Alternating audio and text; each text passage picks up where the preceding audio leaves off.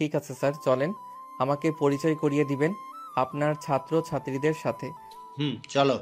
মেঘ রহিম স্যারের সাথে চলে গেল ফার্স্ট ইয়ারের রুমে। সবার সাথে পরিচয় হয়ে সেকেন্ডের ক্লাসে চলে গেল। থার্ড ইয়ারের ক্লাসে ঢুকতে যাবে এমন সময় একটা মেয়ের দিকে চোখ পড়ল মেঘের। মেয়েটা আর কেউ নয়, মাঠে যে মেয়েকে বলেছিল ব্রার ফিতা দেখা যায় ওই মেয়েটা। নাম তো আপনারা জানেন, খাদিজা। চলুন তার একটু বর্ণনা দিয়ে দেই। খাদিজা দেখতে শুনতে মাশাল্লাহ দেখতে, গোলগাল চেহারা, একটু রেগে গেলে লুচির মতো ফুলা শুরু করে, আর হাতের কাছে যা পায় তাই ভাঙা শুরু করে। খাদিজার বাবা একজন কৃষক, জমি সবজি বিক্রি করে তাদের সংসার চলে। মেঘ আর রহিম স্যার ক্লাসে ঢুকতেই সবাই দাঁড়িয়ে সালাম দিতে লাগলো। সালাম দেওয়া শেষ হতেই রহিম স্যার বলতে লাগলো, প্রিয় ছাত্র ছাত্রী, আমি আর এই কলেজে মাত্র 5 দিন আছি। এরপর থেকে তোমাদের কারোর সাথে আমার আর দেখা হবে না। এটা তোমাদের নতুন শিক্ষক, তোমরা ওনার সাথে পরিচয় হয়ে নাও। মেঘ, এখন তোমার ক্লাস, তাই ক্লাস শুরুর আগে পরিচয় হয়ে নাও সবার সাথে। ঠিক আছে স্যার, আপনি যান, তাহলে আমি পরিচিত হয়ে নিচ্ছি সবার সাথে। রহিম স্যার চলে যেতেই মেঘ এক এক করে সবার সাথে পরিচিত হয়ে নিচ্ছে। সবার পরিচয় শেষ হতেই মেঘ খাদিজাকে ডাক দিয়ে বলতে লাগলো, এই মেয়ে, এই কলেজে সবাই বোরখা বা ড্রেস পরে এসেছে, আর তুমি এসব কি জামা কাপড় পরে এসেছো? খাদিজা কোনো কথা বলতেছে না। এদিকে মেঘ খাদিজার সামনে আসতেই খাদিজা কিছুটা ভয় পেয়ে গেল।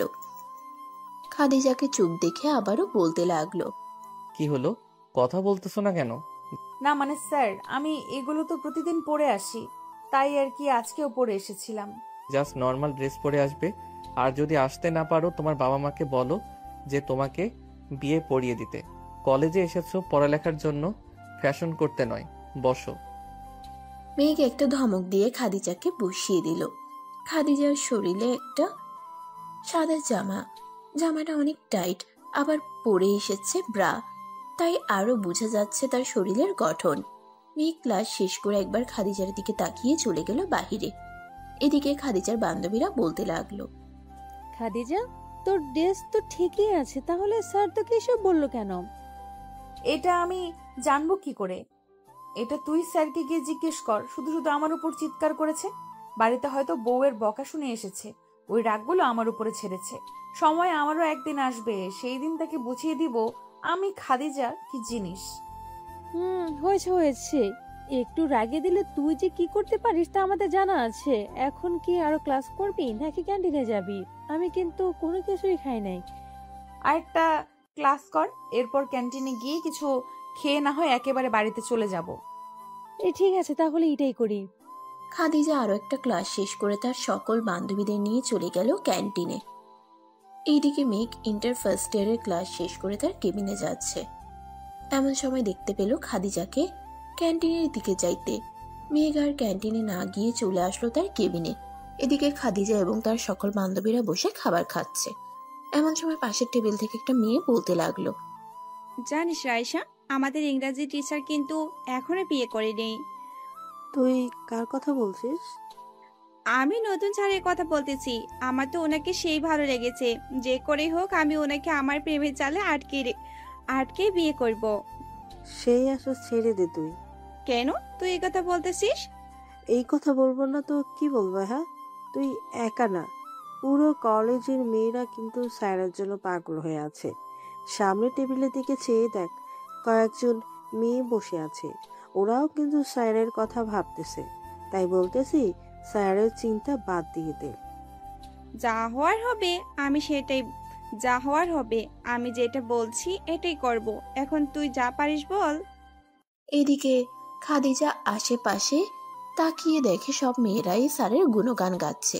এটা দেখে খাদিজা তার বান্ধবীকে বলতে লাগলো, দেখেছিস শোনা, আমাদের কলেজে যে নতুন স্যার এসেছে না, উনি নাকি সবার ক্রাশ হয়ে উঠেছে। আশেপাশে তাকিয়ে দেখ, সবার মনে ওনাকে নিয়ে লাড্ডু ফুটতেছে। ধুর, বাদ দে তো স্যারের কথা। আমরা আমাদের জীবন নিয়ে চিন্তা করতে পারি না, আর ওরা আসছে স্যারকে নিয়ে চিন্তা করতে। রুনার মুখে সবাই এমন কথা শুনে হাসতে লাগলো। বেশ কিছুক্ষণ দাঁড়িয়ে থাকার পরেও যখন দেখতেছে খাদিজা বের হচ্ছে না, তখন মেঘ একটা রিক্সা নিয়ে চলে গেল বাসায়। আপনাদের তো বলাই হয় নাই, খাদিজা কিন্তু তার চাচার বাসায় থেকে পড়ালেখা করে। রুনা হচ্ছে খাদিজার চাচাতো বোন। দুইজন বাড়ির ভিতরে প্রবেশ করতেই উপর থেকে মিসেস শারমিন বেগম বলতে লাগলো, তোরা দুইজন চলে এসেছিস? তোদের জন্য খাবার রেডি করে টেবিলে সাজিয়ে রেখেছি, গিয়ে খেয়ে নিস। চাচি, আপনাকে না বলেছি আমাদের জন্য খাবার রেডি করে না রাখতে? তবু কেন আপনি আমাদের জন্য খাবার রেডি করে রাখেন? খাদিজা, তুই আমাদের বাসায় এসেছিস, আজকে 3 বছর হবে। আমার আচার আচরণ সম্পর্কে তো জানিস। তো চাচার জন্য আমি সব সময় খাবার রেডি করে রাখি। এটা এক প্রকার আমার অভ্যাস হয়ে গেছে। হয়েছে, আর কিছু বলতে হবে না। প্রতিদিন তাদের দুজন এর ডায়লগ শুনতে ভালো লাগে না? নতুন কিছু ডায়লগ বের কর শুনি। এটাই আমাদের নতুন ডায়লগ। চল এবার। খাদিজা আর রুনা চলে আসলো রুমে। ফ্রেশ হয়ে নিচে এসে খাওয়া দাওয়া করে আবার চলে আসলো রুমে। এদিকে মেঘ তার বাড়িতে এসে খাওয়া দাওয়া করে যে টিভি দেখতে বসেছে, এমন সময় তার মা বলতে লাগলো, এই ওঠ বলতেছি, তাড়াতাড়ি ওঠ। যেই দিন এই বাড়িতে একটা বউ আনতে পারবি, ওই দিন তোর এই বাড়িতে জায়গা হবে। দিন দিন বুইরা খাটাস হচ্ছে, এখনো বিয়ে করার খবর নাই। তোর বন্ধু বান্ধবদের তো একবার দেখতে পারিস, ওদের বউ এর এখন 2-3টা করে বেবি আছে, আর তোর এখনো একটা বউই তো নাই। বেবি হবে কোথা থেকে? আম্মু, বাড়িতে আসলেই শুধু বউ বউ বলে মাথা খারাপ করে দাও, আর না আসলে ফোনের উপরে ফোন দিতে থাকো তুমি। মেয়ে যদি আমার পছন্দ না হয় তাহলে আমি বিয়ে করব কিভাবে বলো? 26 বছর হয়ে গেছে, এত বছর যখন তোর পছন্দ হয় নাই, এখন পছন্দ হবে কি করে? তোকে তো আমি সেই 3 বছর আগে থেকেই বলে আসতেছি একটা মেয়ে দেখে বিয়ে দিয়ে দেই, কিন্তু তুই তো নাছোড় বান্দা, তুই বিয়ে করবি না। আচ্ছা, এখন আর চিল্লাচিল্লি না করে এইখানে বসো, তোমার সাথে কথা আছে। আরে আমার বিয়ের বিষয় নিয়ে কথা আছে, এইখানে বসো। মেঘ তার মাকে সোফায় বসিয়ে দিয়ে বলতে লাগলো, আমি আমার মনের মতো একটা মেয়ে পাইছি। আমি যে কলেজে পড়াই ওই কলেজেই পড়ে মেয়েটা। তবে আমি এখনো কিছু জানি না তার ব্যাপারে। আর কিছুদিন যাক, সবকিছু জেনে শুনে তোমাকে বলবো। তখন না হয় তুমি আমাকে ওই মেয়েটার সাথে বিয়ে পড়িয়ে দিও। সত্যি বলতেছিস তো নাকি? আম্মু, তোমার মাথা ছুঁয়ে বললাম, আমি সত্যি কথাই বলতেছি। এখন যাও তো, আমি ফুটবল খেলা দেখব, আমার সময় চলে যাইতেছে। জমেলা বেগম চলে গেল ওইখান থেকে। এদিকে মেঘ বসে বসে টিভি দেখতেছে। এমন সময় তার ফোনে টুং করে একটা শব্দ হলো। মেঘ ফোনটা হাতে নিতেই দেখতে পেল খাদিজা আক্তার নাম থেকে ফ্রেন্ড রিকোয়েস্ট এসেছে। প্রোফাইলে আবার খাদিজার ছবি দেওয়া। মেঘ ফ্রেন্ড রিকোয়েস্টটা না ধরে ফোনটা আবার অফ করে রেখে দিল টেবিলে। এদিকে রুনা আর খাদিজা বসে আছে। এমন সময় খাদিজা বলতে লাগলো, বাহ, আমাদের স্যারের ফলোয়ার সংখ্যা তো অনেক। স্যারকে এতজন লাইক করে আগে জানতাম না। কি রে, কি বিড় করে বলতেছিস? একটু জোরে বল, আমরাও শুনি। জোরে বলতে পারবো না, আমার নে। দেখ কে এটা। রুনা খাদিজার ফোনটা হাতে নিয়েই তো অবাক, কারণ মেঘ চৌধুরী মানে তার স্যারের আইডি দেখতেছে খাদিজা। তুই তো দেখি স্যারের আইডি খুঁজে খুঁজে বের করছিস। যাক, ভালোই হলো, এখন একটু মজা করা যাবে। কেমন মজা আমাকেও বল, আমিও একটু শুনি। স্যারকে এখন ফ্রেন্ড রিকোয়েস্ট পাঠাবো আর একটা মেসেজ করব, দেখি স্যার উত্তর দেয় কিনা। আশা করি রিকোয়েস্ট অ্যাকসেপ্ট করবে না, মেসেজের উত্তর দেব না, কারণ ওনার ফলোয়ারের সংখ্যা অনেক। ওদের সাথে কথা বলতে বলতে হয়তো স্যার এত বুড়ো হয়ে গেছে। রুনার কথা শুনে দুইজনে হেসে দিল। রাতে খাওয়া দাওয়া করে বসে আছে দুইজন। রুনা তার বয়ফ্রেন্ডের সাথে কথা বলতেছে, আর খাদিজা নিউজ ফিডে যা ভিডিও আসতেছে তাই দেখতেছে। এমন সময় টুং করে মেসেঞ্জারের একটা শব্দ হলো। খাদিজা মেসেঞ্জারে ঢুকতেই দেখতে পেল তার মেসেজের রিপ্লাই দিয়েছে স্যার। এটা দেখে খাদিজা রুনাকে দেখাতে লাগলো, এই রুনা, তুই তো বলেছিলি স্যার আমার মেসেজের রিপ্লাই দেবে না, এখন দিল কিভাবে? এই দেখ কি লিখেছে। তুমি এত রাতে অনলাইনে কি করো? লেখাপড়া নেই নাকি সারাদিন ফেসবুক আর মেসেঞ্জার নিয়ে বসে থাকো? তুইও লাগছে আমি সারাদিন ফেসবুক আর মেসেঞ্জার নিয়ে পড়ে থাকি। তো কি হয়েছে? আপনি সারাদিন বইয়ের পোকার মতো আমাদেরকে শাসন করেন, কেন একটু কমিয়ে করতে পারেন না? এটা লিখেই খাদিজা সেন্ড করতেই সাথে সাথে উত্তর আসলো। আমি যে পড়াগুলো দিয়েছি ওইগুলো তাড়াতাড়ি কভার করো, সবার আগে কালকে তোমাকে ধরবো। আমি জানি আপনি তো এই কথাই বলবেন, রহিম স্যারও আমাদের এই কথাই বলতো, কিন্তু উনি প্রতিবার সবার প্রথম থেকে বা সবার শেষ থেকে ধরতো। আপনিও ওনার মতোই ধরবেন। আমি যেটা একবার বলি ওইটাই করি। গুড নাইট, কালকে দেখা হচ্ছে কলেজে। এই বলে মেঘ অফলাইন হয়ে গেল। এদিকে খাদিজা রুনাকে বলতেছে, আচ্ছা রুনা, স্যার কি সত্যিই কালকে আমাদের আগে ধরবে, নাকি আমাদের ভয় দেখানোর জন্য এটা বলেছে? আরে স্যার, এটা আমাদের ভয় দেখানোর জন্য বলেছে। তুই ভালো করে জানিস স্যার কেমন। তুই শিওর থাক, স্যার আমাদের কালকে ধরবে না। ঠিক আছে, এখন তাহলে আমি ঘুমাই, আমার অনেক ঘুম পাচ্ছে। ঘুমা তুই। খাদিজা একটা কোল বালিশ নিয়ে ঘুমিয়ে পড়ল। পরের দিন সকালে খাদিজা নতুন একটা ড্রেস পরে চলে গেল কলেজে। ক্লাসরুমে বসে আছে এমন সময় মেঘ ক্লাসরুমে প্রবেশ করলো। সবাই স্যারকে দেখে দাঁড়িয়ে গেল। বইটা হাতে নিয়েই বলতে লাগলো, খাদিজা, কালকে যা পড়া দিয়েছি বলতে থাকো। স্যার আমি কালকে পড়ি নাই, তাই কিছু পারি না। না পারলে বসো, তোমার বিচার আলাদা হবে। পরের জন। এইভাবে পড়ে পড়ে বলতে বলতে সবার পড়া নিয়ে নিল মেঘ। নতুন কিছু পড়িয়ে সবার সাথে একটু মজা করে যেই চলে যেতে যাবে, এমন সময় মেঘ খাদিজাকে উদ্দেশ্য করে বলতে লাগলো, মিস খাদিজা, আপনি আমার কেবিনে আসেন তো একটু, আপনার সাথে জরুরি কথা আছে। জি স্যার, আসতেছি। মেঘ চলে গেল তার কেবিনে। বেশ কিছুক্ষণ পর খাদিজা মেঘের কেবিনে ঢুকে বলতে লাগলো, স্যার আমাকে কিসের জন্য ডেকেছেন? মেঘ চেয়ার থেকে উঠে খাদিজার সামনে দাঁড়িয়ে হঠাৎ খাদিজাকে জড়িয়ে ধরলো। স্যার যে এটা করবে খাদিজা কখনোই ভাবতে পারে নাই। এদিকে খাদিজা নড়াচড়া করতে পারছে না। তোমাকে কালকে এতবার বলার পরও সেম ড্রেস পরে এসেছো তাই না? এখন তোমার পুরো ড্রেস খুলবো আমি। এই বলে মেঘ খাদিজার পিছন থেকে একটা ফিতা একটু জোরে টান দিতেই খাদিজার জামাটা হালকা খুলে গেল। খাদিজার পরনে কালো কালারের ব্রার ফিতা দেখা যাচ্ছে। মেঘ এক নজরে তাকিয়ে আছে খাদিজার ব্রার ফিতাটার দিকে। এদিকে খাদিজা কান্না করে দিল। ফুপাতে ফুপাতে বলতে লাগলো, প্লিজ স্যার, আমি আপনার পায়ে পড়ি, আপনি প্লিজ আমার সাথে এমন করবেন না। কাল থেকে আপনি যা যা বলবেন আমি তাই তাই করব। প্লিজ স্যার, আমার সাথে এমন করবেন না। ঠিক আছে, তোমার সাথে এমন করব না। আমার চোখে চোখ রেখে বলো যে তুমি সবসময় আমার কথা মানবে। খাদিজা মেঘের চোখের দিকে তাকাতেই মেঘ দেখতে পেল খাদিজা কান্না করতেছে। এটা দেখে মেঘ খাদিজাকে উদ্দেশ্য করে বলল, আরে পাগলি মেয়ে, কান্না করো কেন? তোমাকে তো আমি মারি নাই যে কান্না করবে তুমি। এই নাও তোমার জামা আমি ঠিক করে দিলাম। এইখানে তোমার বাসার ঠিকানাটা লিখে দিয়ে যাও। আমার বাসার ঠিকানা নিয়ে আপনি কি করবেন?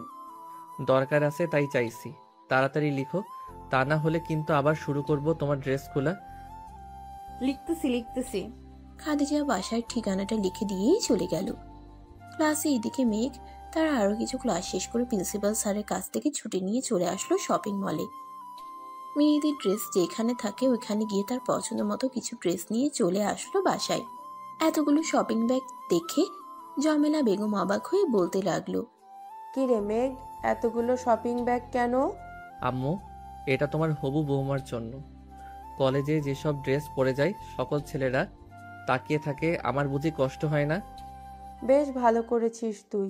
এখন এই ড্রেসগুলো দিয়ে আয় তার বাড়িতে, আর কালকে পারলে তাকে এই বাসায় নিয়ে আসিস তো আমি একবার দেখবো তাকে। আমার কাছে পিক আছে, তুমি এখানে বসো একটু, আমি আমার ফোনটা নিয়ে আসি। এই বলে মেঘ চলে গেল তার রুমে।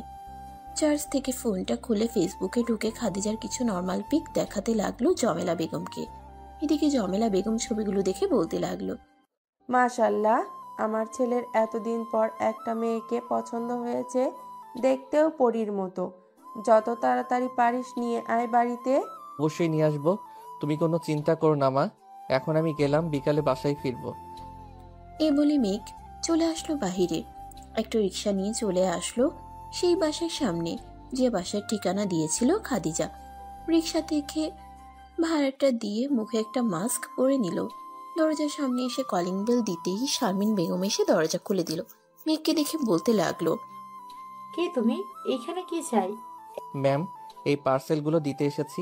খাদিজা নামের একজন মেয়ে অর্ডার করেছিল, বাসার ঠিকানা দিয়েছে এটা। এই খাদিজা, রুনা, দুইজন এইদিকে আয় তো, তোদের পার্সেল এসেছে, নিয়ে যা। আমাদের পার্সেল মানে কি আমরা তো কোনো অর্ডার দেই নাই। রুনা, তুই দিয়েছিলি নাকি? আমিও তো দেই নাই। চল তো গিয়ে দেখি কে এসেছে। খাদিজা আর রুনা দরজার সামনে আসতেই দেখে মেঘ হাতে শপিং ব্যাগগুলো নিয়ে দাঁড়িয়ে আছে। মেঘের মুখে মাস্ক পরা, তাই চিনতে পারে নাই খাদিজা বা রুনা। ভাইয়া, আমরা তো কোনো কিছু অর্ডার দেই নাই। আপনি মনে হয় ভুল ঠিকানায় অর্ডার নিয়ে এসেছেন। ভালোভাবে ঠিকানাটা দেখে নেন। আমি ভুল ঠিকানায় আনি নাই, সঠিক ঠিকানায় এনেছি। আপনি শপিং ব্যাগের উপরে দেখেন আপনার নাম আর বাড়ির ঠিকানা দেওয়া আছে। এখন বলেন আমি ভুল ঠিকানায় নিয়ে এসেছি। এই রুনা, সবকিছু তো ঠিকঠাক আছে, কিন্তু অর্ডারটা দিল কে? আর এতগুলো শপিং ব্যাগ দেখে তো মনে হচ্ছে অনেক টাকার ব্যাপার। আমরা এখন এত টাকা আনবো কোথা থেকে?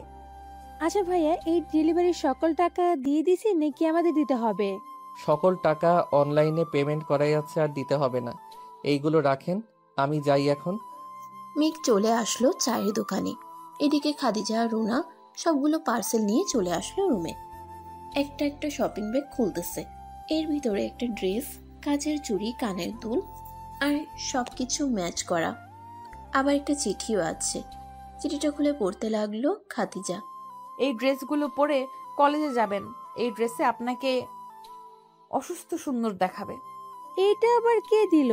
এইটা চিঠি শুধু দিয়েছে, আরো তো কিছুই দেয় নাই। না তো নাম ঠিকানা, না তো ফোন নাম্বার। এটা একমাত্র আমাদের স্যারের কাজ। উনি আমার ড্রেস নিয়ে এত কিছু বলেন। উনি ছাড়া আর কেউ না। ওনাকে জিজ্ঞেস করে দেখি উনি কি বলে। উনি দিয়ে থাকলে তো সত্যিটাই বলবে। এক্ষুনি মেসেজ দিতেছি। আবার জামাগুলোর দামও অনেক, এক একটা 3,000 5,000 এমন দাম। কম করে হলো 40,000 টাকার শপিং আছে এখানে। তা তো দেখতেই পাচ্ছি। দেখি মেসেজ দিয়ে উনি কি বলে। খাদিজা মেসেজ দিল মেঘকে। এদিকে মেঘ খাদিজার মেসেজের অপেক্ষায় বসেছিল। মেসেজ আসতেই মেঘ তাড়াতাড়ি সেন্ড করলো। মেসেজে লেখা ছিল এমন: স্যার, আপনি আমাকে এতগুলো শপিং করে দিয়েছেন কেন? আমি কি আপনাকে একবারও বলেছিলাম যে আমার জামা কাপড় নেই? আজব তো, আমি আপনাকে কেন শপিং করে দিতে যাব? আমাকে কি টাকায় যে আপনাকে শপিং করে দিব? তাহলে কে শপিং করে দিল আমাকে? এটা আমি জানবো কি করে কে দিয়েছে? মেঘ আর কিছু না বলে অফলাইন হয়ে গেল। এদিকে খাদিজা তো পড়ে গেল চিন্তায়। তাকে এই ড্রেসগুলো কিনে দিয়েছে কে? স্যারও দিল না, তাহলে দিলটা কে? এইসব চিন্তা করতে করতে রাত হয়ে গেল। রাতে খাওয়া দাওয়া করে বসে আছে খাদিজা। এমন সময় অপরিচিত একটা আইডি থেকে মেসেজ আসলো। আসসালামু আলাইকুম, কেমন লাগলো আমার দেওয়া ড্রেসগুলো? পছন্দ হয়েছে তো? এই, আপনি কে? আমাকে ড্রেস দিয়ে গেছেন কেন? আপনি সামনে আসেন, আমি আপনাকে আপনার ড্রেস ফেরত দিয়ে দিব। আমি পরবো না এইসব ড্রেস। আপনি পরবেন না, আপনার ঘাড় পরবে। কালকে গোলাপি রঙের একটা ড্রেস আছে, ওইটা পরে আসবেন কলেজে।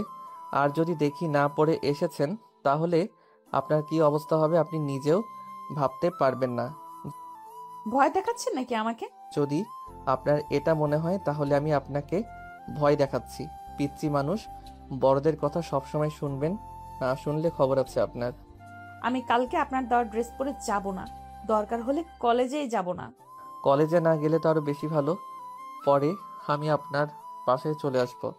যদি কেউ জিজ্ঞেস করে তাহলে বলবো যে খাদিজা আমার বউ লাগে। এই না না না না, প্লিজ এমনটা করবেন না। আমি আমার চাচার বাড়িতে থাকি। আব্বু যদি জানতে পারে এসব, তাহলে খুব কষ্ট পাবে। আমি কালকে কলেজেও যাব, আপনার দেওয়া ড্রেসও পরে যাব। এই তো লক্ষ্মী মেয়ের মতো কথা। এখন তাড়াতাড়ি পড়াগুলো শেষ করে ঘুমিয়ে পড়েন, কালকে যাতে আবার আপনাকে আমার কেবিনে নিয়ে যাইতে না হয়। এবার তো আমি পুরোপুরি শিওর স্যার। আপনি কেন এমন করতেছেন আমার সাথে? আমি তো আপনাকে কিছু করি নাই। এই মেয়ে চুপ, যেটা বলছি সেটা এটা করো, কালকে যাতে দেখতে পাই তোমাকে। এই বলে মেঘ তার নতুন ফেসবুক আইডিটা লগ আউট করে তার আগের আইডিতে ঢুকে পড়ল। বেশ কিছুক্ষণ নিউজ ফিডে ঘোরাঘুরি করার পর মেঘও অফলাইন হয়ে গেল। এদিকে জমেলা বেগম মেঘের রুমে এসে দেখে সে সিগারেট খাচ্ছে। এটা দেখে জমেলা বেগম ঠাস ঠাস করে দুটা চর লাগিয়ে দিল মেঘের গালে। আমি এত বছর কষ্ট করে তোকে পড়ালেখা শেষ করালাম এটা দেখার জন্য নাকি? তোর তো কোনো কিছুতে অভাব নেই, তাহলে তুই সিগারেট খাচ্ছিস কেন? আম্মু, আমি তো এমনি খাচ্ছিলাম। আচ্ছা যাও, আর খাবো না। খুশি তো তুমি? আমি খুশি। আর যাতে কোনো দিন না দেখি তোকে সিগারেট খাইতে। আর দেখবে না কখনোই। এখন যাও, গিয়ে ঘুমিয়ে পড়ো, রাত তো অনেক হয়েছে। আমার বৌমাকে কবে নিয়ে আসবি এই বাড়িতে? আমার আর একা একা থাকতে ভালো লাগে না বাসায়। খুব তাড়াতাড়ি নিয়ে আসবো আম্মু, আর কিছুদিন যাক, এরপর না হয় আনবো। আচ্ছা তুই তাহলে ঘুমা। জমেলা বেগম চলে গেল। এদিকে মেঘও তার হাত থেকে সিগারেটটা ফেলে দিয়ে ঘুমিয়ে গেল। সকাল 9টায় মেঘ ঘুম থেকে উঠে ফ্রেশ হয়ে হালকা নাস্তা করে চলে আসলো কলেজে। গেট দিয়ে প্রবেশ করতে যাবে এমন সময় শিমুল গাছের নিচে কয়েকটা ছেলের সাথে দাঁড়িয়ে খাদিজা কথা বলতেছে। এটা দেখে মেঘ ভীষণ রেখে যেই চলে আসে। ওরা কি কথা বলতেছে? ভাইয়া আমাদেরকে কেন ডেকেছেন? কোনো জরুরি কাজ না থাকলে বলেন, আমরা ক্লাসে যাব। বেবি, মাত্র তো আসলে, একটু দাঁড়াও, তোমার শরীরটা দেখি। বেশ ভালোই ফিগার বানিয়েছো। এক রাত আমাদের সাথে আসো, যত টাকা চাইবে ততই দেব। ছি ভাইয়া, আপনার বাসায় কি মা বোন নেই? কলেজে এসে অন্য মেয়েদেরকে বাজে কথা বলেন আপনি। কেন, লজ্জা পাচ্ছ নাকি তুমি? আসো আসো, একটু আদর করে দিই। এই বলে ছেলেটা যেই খাদিজার গায়ে হাত দিতে যাবে এমন সময় মেঘ এসে সামনে দাঁড়ায় ছেলেটার। মেঘকে দেখে কিছুটা ভয় পেয়ে যায় ছেলেটা। এই তুই কোথা থেকে উড়ে এসে জুড়ে পড়ছিস? যা এখান থেকে, তা না হলে কিন্তু তোর অবস্থা খারাপ হয়ে যাবে। আমার অবস্থা খারাপ করার আগে আমি না হয় তোর অবস্থা খারাপ করে দেই। খাদিজা, তুমি তোমার ক্লাসে যাও, আমি ওদেরকে একটু হিন্দি ভাষা বুঝিয়ে দিয়ে আসি। খাদিজা কোনো কথা না বলে চলে গেল এখান থেকে। এদিকে মেঘ ছেলেটার নাক বরাবর দিল এক খুশি, সাথে সাথে নাক থেকে রক্ত পড়া শুরু হলো। এটা দেখে ছেলেটার কয়েকজন বন্ধু এগিয়ে আসতেই তাহলেও কারো হাত ভেঙে ফেললো, কারো পা ভেঙে ফেললো, আরো ইত্যাদি ইত্যাদি। সবগুলোকে সাইজ করে মেঘ চলে গেল তার কেবিনে। কিছুক্ষণ রেস্ট করে নিল। ঘন্টা দিতেই মেঘ চলে গেল ক্লাসে। মেঘকে দেখে সবাই হা করে তাকিয়ে আছে। এদিকে মেঘ ক্লাসে ঢুকেই দেখতে পেল খাদিজাকে। গোলাপি ড্রেসটা পরে এসেছে, ঠোঁটে হালকা লিপস্টিক, হালকা মেকআপে খাদিজাকে পুরো গোলাপি পরীর মতো লাগতেছে। মেঘ এক ধ্যানে তাকিয়ে আছে খাদিজার দিকে। এইদিকে যে স্যার তাকে ডাকতেছে এটা সে খেয়াল করেনি। এই মেঘ, তোমাকে যে এতক্ষণ ধরে ডাকছিলাম তুমি শুনতে পাও নাই? সরি স্যার, আসলে একটা জিনিস নিয়ে চিন্তা করছিলাম তো, তাই আর কি খেয়াল করি নাই। আপনি এসেছেন। চলো আমার সাথে। আজকে আর কলেজে ক্লাস হবে না, প্রিন্সিপাল স্যারের সাথে কথা বলে নিই আমরা। আপনি যান, আমি ওদেরকে পরবর্তী পড়াটা দিয়ে আসতেছি। ঠিক আছে, আসো তাহলে।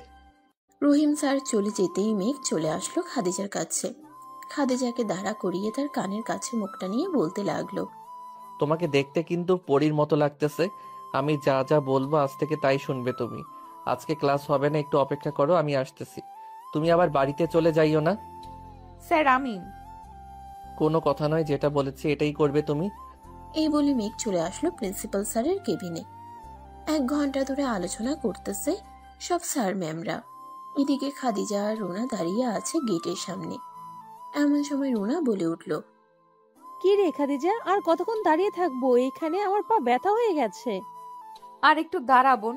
এখন যদি বাসায় চলে যাই তাহলে ডেভিল স্যার পরে বাসায় চলে যাবে আমাদের। তখন আমি চাচিকে কি বলবো? তুই দাঁড়িয়ে থাক, আমি চলে গেলাম বাসায়। আম্মু জিজ্ঞেস করলে বলবো যে তুই তোর বান্ধবীদের বাসায় গিয়েছিস। রুনা, আর একটু দাঁড়া প্লিজ। ওই তো স্যার আসতেছে, একটু দাঁড়া। ঠিক আছে, দাঁড়াচ্ছি। এদিকে মেঘ মিটিং শেষ করে চলে আসলো গেটের সামনে। খাদিজা আর রুনাকে দাঁড়িয়ে থাকতে দেখে মেঘ বলতে লাগলো, চলো খাদিজা আমার সাথে। আমি আবার কোথায় যাব এখন আপনার সাথে? আমার বাসায় যাবে, আম্মু তোমাকে দেখবে বলেছে। রুনা, তুমি বাড়িতে চলে যাও। না রুনা, কোথাও যাব না। রুনা আমার সাথে যাবে। আমি যেইখানেই যাই না কেন সেও সেখানেই যাবে। দিব কিন্তু কানে নিচে একটা এখন। খাদিজা, তুই স্যারের সাথে চলে যা, আমি আম্মুকে ম্যানেজ করে নিব, তুই চিন্তা করিস না। এই তো গুড গার্ল, এই নাও, এই চকলেটগুলো খেতে খেতে বাসায় চলে যাও। রুনাকে কিছু চকলেট ধরিয়ে দিয়ে খাদিজাকে নিয়ে চলে আসলো বাসায়। কলিং বেল দিতেই জমেলা বেগম এসে দরজা খুলে দিল। মেঘের সাথে মেয়েটাকে দেখে বলতে লাগলো, ভেতরে আসো দুজন। দুইজন ভিতরে আসতেই মেঘ খাদিজাকে বলতে লাগলো, তুমি বসো এখানে, আমি ফ্রেশ হয়ে আসতেছি। ঠিক আছে, যান আপনি। মেঘ চলে গেল তার রুমে। ফ্রেশ হয়ে এসে দেখে তার আম্মু খাদিজার সাথে বেশ ভালোই ভাব জমিয়ে ফেলেছে। মেঘ চলে যাওয়ার পর কি হয়েছিল চলুন দেখে আসি। মেঘ যেতেই জমেলা বেগম খাদিজার পাশে এসে বসে পড়ল আর বলতে লাগলো, মা, তোমার নাম কি? জি আন্টি, আমার নাম খাদিজা। আমার ছেলেকে পছন্দ হয়েছে তো তোমার? বুঝলাম না, আপনি কি বলতে যাচ্ছেন? আমি বলতে চাচ্ছি যে আমার ছেলে তোমাকে ভালোবাসে। তোমার পছন্দ হয়েছে তো মেঘকে? কিন্তু ওনাকে দেখে তো মনে হচ্ছে আমার থেকে 2 গুণ বেশি বয়স ওনার। আরে না বোকামি, মেঘ এর বয়স 27 হয়তো চলতেছে। আমার কথা একটুও শোনে না। তাকে 3 বছর ধরে বিয়ের কথা বলতেছি, তার কোনো মেয়েই পছন্দ হয় না। এখন নাকি তোমাকে পছন্দ হয়েছে, তাই আমাকে বলছে। ও আচ্ছা, এখন আমি কি করব আপনার ছেলের জন্য বলেন? আমি চাই আমার ছেলেটাকে তুমি দেখে রাখো, সব সময় তার পাশে থাকো। তোমার আব্বু আম্মুকে খবর দাও, আমি তোমার আব্বু আম্মুর সাথে কথা বলবো। আমাকে কয়েকটা দিন সময় দেন, আমি ভেবে আপনাকে জানাবো। ঠিক আছে মা, আমি তোমাকে জোর করব না, তুমি তোমার মতো করেই চলো। এতটুকুই কথা হয়েছিল তাদের মাঝে। মেঘ নিচে আসতেই তার মা বলতে লাগলো, তোমরা দুজন এসে খাবার টেবিলে বসো, আমি তোমাদের জন্য রান্না করছি। আমি এখন কিছুই খাবো না আন্টি, বাসায় হয়তো চাচি চিন্তা করতেছে। আমাকে বাসায় যেতে হবে তাড়াতাড়ি। অল্প হলেও খেয়ে যেতে হবে তোমাকে, আর চিন্তা করো না, মেঘ তোমাকে নিয়ে দিয়ে আসবে। খাদিজা আর কিছু বলল না। খাবার টেবিলে বসে পড়লো দুজন। খাওয়া দাওয়া করে মেঘ খাদিজাকে নিয়ে চলে আসলো বাইরে। একটা রিকশায় উঠে পড়লো দুজন। পাশাপাশি বসে আছে, মাঝখানে বেশ খানিকটা ফাঁকা। মেঘ আস্তে আস্তে তার হাতটা খাদিজার হাতের সাথে মিলিয়ে নিল আর বলতে লাগলো, খাদিজা, আমি যখন এই কলেজে তোমাকে দেখেছি ওই দিন থেকে তোমাকে আমার ভালো লাগে। আস্তে আস্তে আমি তোমার প্রতি আসক্ত হয়ে যাই। কিছুই ভালো লাগতো না আমার। পরে রহিম স্যারের সাথে যোগাযোগ করে ওই কলেজেই পড়ানোর জন্য শিক্ষক হয়ে ঢুকে যাই। আমার ভালো রেজাল্ট দেখে স্যাররাও নিয়ে নেয় আমাকে। আমি তোমাকে সত্যি অনেক ভালোবাসি খাদিজা।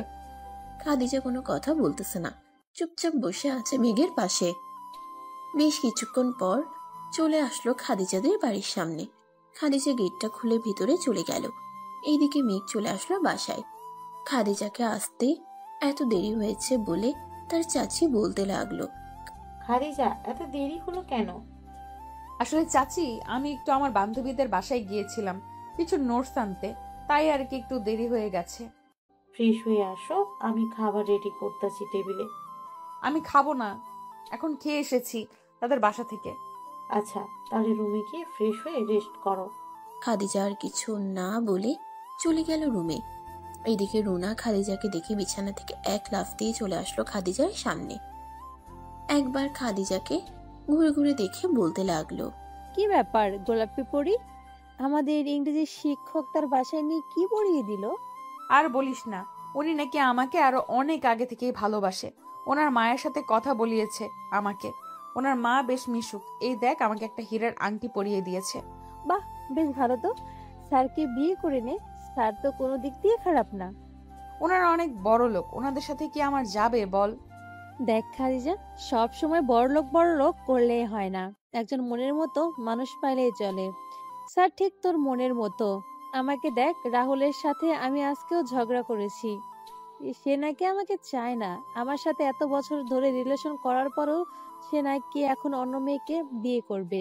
তাই আমি তাকে নিয়ে পুলিশের ভয় দেখিয়েছি। বলেছি যে কালকে আমাদের বাসায় তার মা বাবাকে নিয়ে আসার জন্য। বলেছে কালকে আসবে।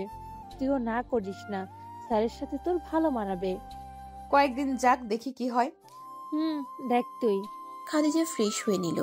দেখতে দেখতে কেটে গেল 1 সপ্তাহ। মেঘ তার কেবিনে বসে আছে খাদিজার অপেক্ষায়। বেশ কিছুক্ষণ পর খাদিজা আসলো। মেঘের কেবিনে এসে বলতে লাগলো, স্যার, আমাকে কিসের জন্য ডেকেছেন আপনি? তোমার কি হয়েছে? 1 সপ্তাহ ধরে দেখতেছি তুমি আমাকে ইগনোর করতেছো। আমার কিছুই হয় নাই, আর আমি আপনাকে বিয়ে করতে পারবো না, সরি। এই বলে খাদিজা চলে যেতে যাবে এমন সময় মেঘ খাদিজার হাত ধরে টান মেরে দেওয়ালের সাথে চেপে ধরে তার 2 হাত। দাঁতে দাঁত চেপে বলতে থাকে, এই মেয়ে, তোমাকে দাম দিতেছি বলে তুমি মাথায় উঠে যাইতেছো, তাই না? তুমি আমাকে ছাড়া অন্য কাউকে বিয়ে করতে পারবে না। আজকে দেখো তোমার কি করি।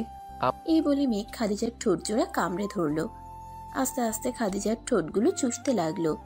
বেশ কিছুক্ষণ চুষার পর ছেড়ে দিয়ে যেই আবার ধরতে যাবে এমন সময় খাদিজা বলে উঠল, আর কিছু করতে হবে না আপনাকে, আমি রাজি আছি এই বিয়ে করতে। একটা কথা মনে রাখবেন, আমি আপনাকে বিয়ের পর কখনোই স্বামী হিসেবে মানব না, দেখে নিয়েন আপনি। এই বলে খাদিজা কান্না করতে করতে মেঘের কেবিন থেকে বেরিয়ে চলে গেল ক্লাসে। রাতে মেঘ বাসায় আসলো। কলিং বেল দিতেই তার আম্মু এসে দরজা খুলে দিল। মেঘকে দেখে বেশ খানিকটা ঘাবড়ে যায় উনি, আর বলতে থাকে, মেঘ, তোর কি হয়েছে? এমন করতেছিস কেন? আম্মু, আমার কিছুই হয় নাই, আমি রুমে গেলাম, আমাকে বিরক্ত করো না। এই বলে মেঘ চলে গেল রুমে। এদিকে জমেলা বেগম ফোন দিল খাদিজাকে। কয়েকবার রিং হতেই ওই পাশ থেকে খাদিজা ফোনটা রিসিভ করে বলতে লাগলো, আসসালামু আলাইকুম আন্টি, এত রাতে আপনি ফোন দিলেন যে? খাদিজা, মেঘ এর সাথে কি তোমার কিছু হয়েছে? মেঘ এইমাত্র বাসায় ফিরলো, তাকে দেখে মনে হচ্ছে সে অনেক কান্না করছে। আমার সাথে তো কিছুই হয় নাই, আমি কালকে আপনাদের বাসায় আসতেছি, আম্মু আব্বু আসবে আপনাদের বাসায়। ঠিক আছে, আসো, রাখলাম এখন। জমেলা বেগম ফোনটা রেখে দিতেই রুনা খাদিজাকে বলতে লাগলো, কি রে খাদিজা, কে ফোন দিয়েছিল? মেঘের আম্মু ফোন দিয়েছিল, উনি নাকি মাত্র বাসায় ফিরেছে, রাত তো 11টা বেজে গেছে, সারাদিন কোথায় ছিল কে জানে। দেখ খাদিজা, স্যার তোকে সত্যি অনেক ভালোবাসে, উনি চাইলে কিন্তু তোকে তুলে নিয়ে বিয়ে করতে পারে, কিন্তু উনি করে নাই। আজকে কেবিনে কি হয়েছিল আমাকে বলতো তুই? দেখলাম স্যারের কেবিন থেকে কান্না করতে করতে বের হলে। উনি আমাকে জড়িয়ে ধরে লিপ কিস করেছে, অন্য কিছু করতে চাইছিল, পরে আমি ওনাকে বলেছি যে বিয়ে করব ওনাকে। প্রথমে মানা করার কারণে উনি আমার সাথে এটি করেছে। তুই যেহেতু চাচা চাচিকে জানিয়েছিলি বিষয়টা, তাহলে তুই কেন আবার তাকে না করতে গেলি? এখন দেখ স্যার কতটা কষ্ট পেয়েছে তোর কথায়। থুর, ঘুমাতো, আমার কিছুই ভালো লাগতেছে না। এই বলে খাদিজা ঘুমিয়ে গেল। পরের দিন সকাল 10টায় খাদিজা চলে গেল মেঘদের বাড়িতে। এদিকে মেঘ ফ্রেশ হয়ে টিভি দেখতেছে, এমন সময় তার আম্মু এসে বলতে লাগলো, কি রে, আজকে কলেজে যাবি না? আম্মু, আমি চাকরিটা ছেড়ে দিয়েছি, কাউকে বিরক্ত করতে চাই না আর। মানে কি বলতেছিস? চাকরি ছেড়ে দিছস মানে? চাকরি ছেড়ে দিয়েছি মানে ছেড়ে দিয়েছি, এত প্রশ্ন করো না তো। আর ওই মেয়ের কথা ভুলে যাও এখন, তুমি যাকেই পছন্দ করবে আমি তাকেই বিয়ে করব। জমেলা বেগম যেই কিছু একটা বলতে যাবে এমন সময় কলিং বেল বেজে উঠল। জমেলা বেগম আর কিছু না বলে দরজা খুলতেই দেখে খাদিজা তার আম্মু আব্বুকে নিয়ে দাঁড়িয়ে আছে। তাদের দিকে সালাম দিয়ে ভিতরে নিয়ে আসলো। এদিকে মেঘ একবারও পিছনে ফিরে তাকাই নাই, কে এসেছে এটা দেখার জন্য। এদিকে খাদিজা তার আব্বু আম্মুকে নিয়ে এসে সোফায় বসে পড়ল। খাদিজা একবার মেঘের দিকে তাকিয়ে ঠোঁটটাকে একটু বাঁকিয়ে তার আব্বুকে বলতে লাগলো, আব্বু, এটাই হচ্ছে তোমাদের জামাই। সে এমন ভাবে বসে আছে কেন? তুই এসেছিস কেন? তুই এসেছিস, কোনো রিয়াকশন নাই। আমরা এসেছি, কোনো রিয়াকশন নাই। কালকে একটু ঝগড়া করেছি তো, তাই হয়তো এমন করতেছে। একটু পর দেখবে তোমাদের সাথে হাসি খুশি ভাবে কথা বলবে। মেঘ, এদিকে তাকাও। মেঘ একবার খাদিজার দিকে তাকিয়ে আবার টিভি দেখায় মনোযোগ দিল। এদিকে খাদিজা চলে গেল রান্নাঘরে। এই ফাঁকে মেঘ সোফা থেকে উঠে তার শ্বশুর শাশুড়িকে সালাম করে বলতে লাগলো, আসসালামু আলাইকুম আব্বু আম্মু, ভালো আছেন আপনারা? আমরা আলহামদুলিল্লাহ ভালো আছি। তুমি কেমন আছো বাবা? আমিও আলহামদুলিল্লাহ ভালো আছি। আমার মেয়েটা এখনো অবুঝ, সে একটু আরেকটু ভুল করলে ক্ষমা করে দিও। আপনার মেয়েকে একটা বললে আর একটা করে, তাকে একটা বোঝাইলে আর একটা বুঝে। আমি আপনার মেয়েকে কিভাবে রাখবো? সে একটু আধটু ভুল করলে ক্ষমা করে দিও, বিয়ের পর সব ঠিক হয়ে যাবে। হয়েছে হয়েছে, আর কিছু বলতে হবে না। তোমরা দুজনই কথা বলো, আমি তোমাদের জন্য চা বানিয়ে আনতেছি। ঠিক আছে, যাও তাহলে। হামেদা বেগম চলে যেতেই মেঘ তার শ্বশুরের সাথে কথা বলতে লাগলো। বেশ কিছুক্ষণ কথা বলার পর হাসান মিয়া বলতে লাগলো, মেঘ, তোমার আব্বুকে দেখতেছি না, উনি কোথায়? মেঘ তার আব্বুর কথা শুনেই মুখটা কালো করে ফেললো আর বলতে লাগলো, আসলে আমার আব্বু আম্মু বেঁচে থাকতেও নেই। তোমার কথা বুঝলাম না, বেঁচে থাকতেও নেই মানে? বলতে কি বোঝাতে চাচ্ছ? আমার যখন 7 বছর তখন আব্বু আমাকে আর আম্মুকে ফেলে রেখে ইউএসএ চলে যায়। এরপর আর আমাদের সাথে কোনো যোগাযোগ রাখে নাই আব্বু। সবাই সকালে নাস্তা করে বসে আছে চেয়ারে। এইদিকে মেঘ উঠে চলে গেল রুমে। এটা দেখে খাদিজা বলতে লাগলো, আব্বু আম্মু, তোমরা কথা বলো, আমি আসতেছি। ও আচ্ছা, আচ্ছা যা তুই। খাদিজা চলে আসলো মেঘের রুমে। এদিকে মেঘ ব্যালকনিতে বসে আছে। মেঘকে পিছন থেকে জড়িয়ে ধরলো খাদিজা। মেঘের কোনো রিয়াকশন দেখতে পেল না, তাই খাদিজা মেঘের ঠোঁটের কাছে তার ঠোঁটটা নিয়ে যেতেই মেঘ চট করে খাদিজার ঠোঁটের সাথেই তার ঠোঁট জোড়া এক করে দিল। বেশ কিছুক্ষণ এভাবে থাকার পর মেঘ খাদিজাকে ছেড়ে দিয়ে তাকে ভালোভাবে কোলে তুলে নিল মেঘ। এদিকে খাদিজা কোনো কথা বলতেছে না। এমন সময় মেঘ দুষ্টুমি করে বলতে লাগলো, এই তোমার এইগুলো এত বড় বড় কেন? মেঘের মুখে এই কথা শুনে খাদিজা যেন আকাশ থেকে পড়ার উপক্রম। খাদিজা চোখগুলো বড় বড় করে তাকিয়ে আছে মেঘের দিকে। এদিকে মেঘ খাদিজার চোখ দেখে তো ভয় পেয়ে গেল আর বলতে লাগলো, সরি সরি, আমি বলছি আমার বউকে বলতে পারি না এটা। স্টপ মিস্টার মেঘ চৌধুরী, আপনি আমার টিচার, তাই আপনাকে আমার সম্মান দেওয়া কর্তব্য। কালকে কলেজে কি বলেছিলাম আপনাকে মনে আছে? আমি আপনাকে বিয়ে করলেও স্বামী হিসেবে মানব না। কেন, আমি কি এমন করেছি যে তুমি আমাকে স্বামী হিসেবে মানবে না? তেমন কিছুই করো নাই তুমি। তোমাকে আমি এমন ভাবে টাইট দিব যাতে আর কোনো দিন বলতে না পারো যে আমার ব্রার ফিতা বা আমার এই এত বড় বড় কেন। ও আচ্ছা, তোমার ব্যাপারে আমি তো সবকিছুই জানি। রুনা আমাকে সবকিছু বলে দিয়েছে। তোমাকে একটু ধমক দিলে তুমি নাকি ভ্যা ভ্যা করে কান্না করে দাও। হ্যাঁ, কইছে আপনারে। এখন আমি আপনার হাতে কামড় বসিয়ে দিব। তুমি কি বিড়ালটা কি কুকুর যে আমার হাতে কামড় বসিয়ে দিবে? তুমি যেটা ভাবো ওইটাই আমি। এই বলে খাদিজা মেঘের হাতে কামড় দিতে শুরু করলো। বেশ কয়েকটা কামড় দিতেই মেঘের হাতে দাগ বসে গেল। খাদিজা যেই উঠে চলে যেতে যাবে, এমন সময় মেঘ খাদিজাকে ধাক্কা দিয়ে বিছানায় ফেলে দেয়। আস্তে আস্তে খাদিজার উপরে উঠে পড়ে। এদিকে খাদিজা এক নজরে তাকিয়ে আছে মেঘের চোখের দিকে। এদিকে মেঘ খাদিজার বুকের উপরে শুয়ে পড়ল। খাদিজা ভাবছে অন্য কিছু করবে তাকে। মেঘ আস্তে আস্তে খাদিজার জামাটা খুলে ফেললো। এখন শুধু খাদিজার পরনে লাল ব্রা আর নিচে একটা পায়জামা পরা। মেঘ আস্তে আস্তে যেই খাদিজার ব্রার ফিতা খুলতে যাবে, এমন সময় খাদিজা মেঘকে তার বুকের সাথে চেপে ধরে রাখে কিছুক্ষণ। এদিকে মেঘ আস্তে আস্তে খাদিজার ব্রাটা খুলে রেখে দিল বিছানার এক পাশে। খাদিজার দুই স্তনের মাঝখানে ছোট্ট একটা তিল। এটা দেখে মেঘ খাদিজাকে বলতে লাগলো, এই তোমার এই জায়গায় একটা তিল আছে, এইখানে একটা কামড় দেই? না, বুইড়া বেটা শখ কত আমাকে কামড় দেওয়ার। বিয়ের আগে যে আদর করতে দিয়েছি এটাই অনেক। আমি তো কামড় দিবই। এই বলে খাদিজার স্তনের মাঝখানে তিলের উপরে কামড় দিয়ে বসলো জোরে। খাদিজা চিৎকার দিয়ে মেঘকে সরিয়ে দিল তার উপর থেকে।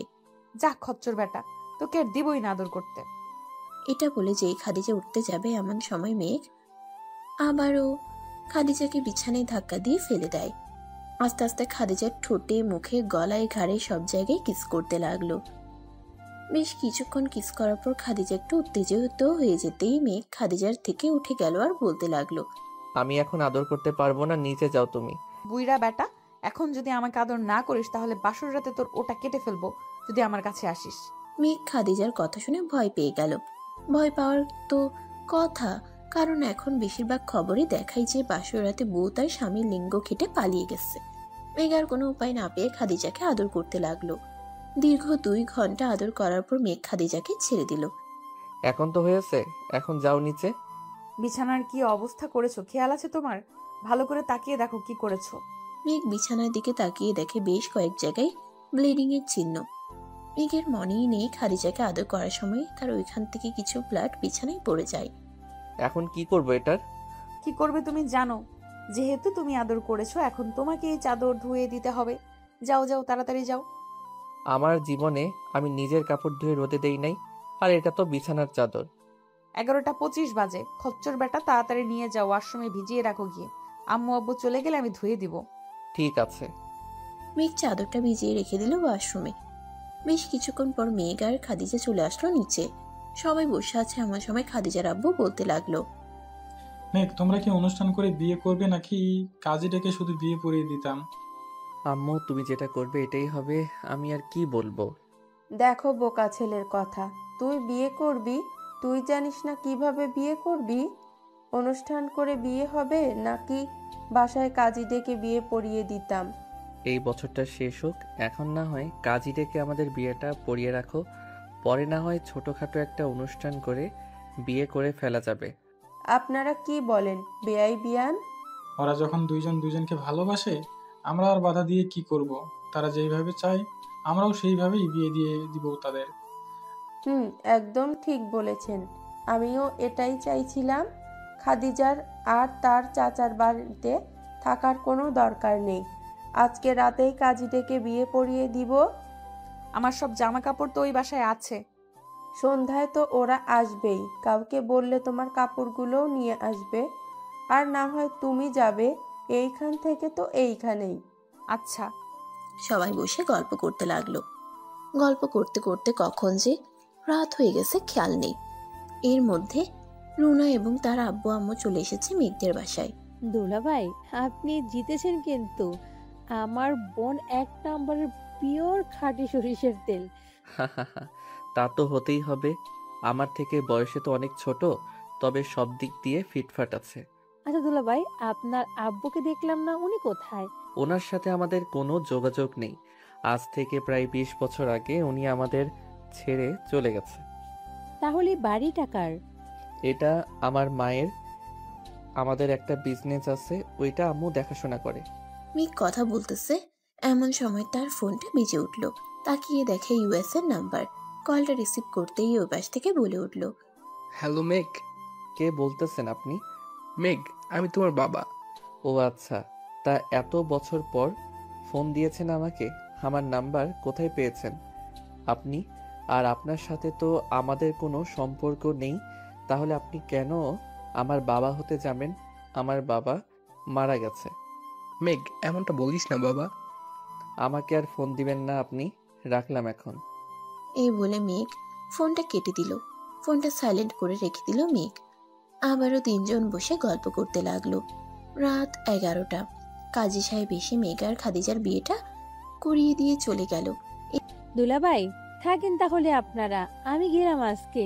খাদিজা, ভাইকে একটু বেশি বেশি আদর করিস। দিন দিন কেমন যেন ঠিক না হয়ে যাচ্ছে, আদর করে মোটা করে দিস। তবে রে, দাঁড়া তুই এইখানে, তোকে দেখাচ্ছি কিভাবে আদর করতে হয়। এই বলে খাদিজা রুনাকে দৌড়াতে দৌড়াতে নিয়ে চলে গেল নিচে। এদিকে ঝামেলা বেগম মেঘের রুমে এসে দেখে মেঘ বসে বসে কি যেন ভাবতেছে। এটা দেখে ঝামেলা বেগম মেঘের কাঁধে হাত রেখে বলতে লাগলো, কিরে মেঘ, তোর মন খারাপ কেন? খাদিজাকে তো এনে দিয়েছি, আর কি চাস তুই? আচ্ছা আম্মু, আমাকে একটা সত্যি কথা বলবে? তোর সাথে কি আমি কখনোই মিথ্যে বলেছি? তা বলো নাই, কিন্তু এটা সত্যি বলতে হবে। আব্বুর সাথে তোমার কি এমন হয়েছিল যে আব্বু তোমাকে ছেড়ে ইউএসএ চলে গেছে? আমাকে তোর আব্বু পছন্দ করতো না, তাই চলে গেছে, আর কিছু না। আমার কাছে তুমি মিথ্যা কথা বলে পার পাবে না আম্মু। তোমার চোখ দেখলে আমি বুঝতে পারি তুমি যে আমাকে মিথ্যা কথা বলতেছো। সত্যিটা বলো না আম্মু, প্লিজ। তাহলে শোন কি হয়েছে। 20 বছর আগের কথা। ব্লাস ব্যাগ 20 বছর আগের। মেঘের আম্মু, এই মেঘের আম্মু, কোথায় তুমি? তাড়াতাড়ি এসো। কি হয়েছে, এভাবে চেঁচামেচি করতেছস কেন? তোমার ভাই আমার রুম থেকে টাকা চুরি করে নিয়ে গেছে। তোমার ভাইকে এখনই ফোন দিয়ে বলো তাড়াতাড়ি টাকাগুলো দিয়ে যাইতে, না হলে কিন্তু আমি থানায় মামলা করতে বাধ্য হব। কি আবল তাবল বলতেছো? আমার ভাই তো আরো 1 সপ্তাহ আগে এই বাড়ি থেকে চলে গেছে। অযথা আমার ভাই এর নামে মিথ্যা বদনাম ছড়াবেন না বলে দিলাম। আর আমার আব্বু আম্মুর কম টাকা পয়সা নেই যে তোমার টাকা চুরি করতে আসবে আমার ভাই। তাহলে আমার রুম থেকে টাকাগুলো নিল কে? তাড়াতাড়ি বলো। আমার সাথে গলা উঁচু করে কথা বলবে না বলে দিলাম। তোমাকে ভালোবেসে তোমার হাত ধরে চলে এসেছি এই বাড়িতে। তোমার মায়ের অত্যাচার, তোমার অত্যাচার, এই আমি আমার ছেলেকে ভালো কিছু খাওয়াতে পারি না। বাহ বাহ, এখন আমার আর আমার মায়ের বদনাম করা হচ্ছে, তাই না? তোমাকে তো আজকে আমি। এই বলে জসিমউদ্দিন তার কোমরের বেল্ট খুলে জমেলা বেগমকে মারতে লাগলো। এদিকে মেঘ স্কুল ছুটি দিতেই বাড়িতে এসে দেখে তার আব্বু তার মাকে মারতেছে। এটা দেখে মেঘ তার আব্বুর পা ধরে কান্না করতেছে যাতে তার মাকে আর না মারে। বেশ কিছুক্ষণ মারার পর জসিমউদ্দিন বলতে লাগলো, আজকে তোরা দুজন ছেলে মেয়ে বাড়ি থেকে বের হয়ে যাবি, আর কোনোদিন আমার বাড়িতে আসবি না। তোর মা ছেলে। আমি ডিভোর্স লেটার আর কাবিনের টাকা পাঠিয়ে দেব। ডিভোর্স যখন দিবে তখন আমি আমার সব কিছু নিয়ে নিব। আমার অফিসটা তোমার নামে লিখে দিয়েছিলাম, ওইটা আমার নামে এক্ষুনি লিখে দাও। তা না হলে কিন্তু।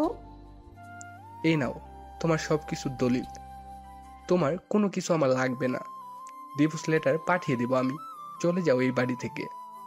জমেলা বেগম মেঘকে নিয়ে চলে গেল তার বাবার বাসায়। কলিং বেল দিতেই তার ভাই এসে দরজা খুলে দিল। জমেলাকে দেখে বলতে লাগলো, আপু তোর এই অবস্থা কি করেছে?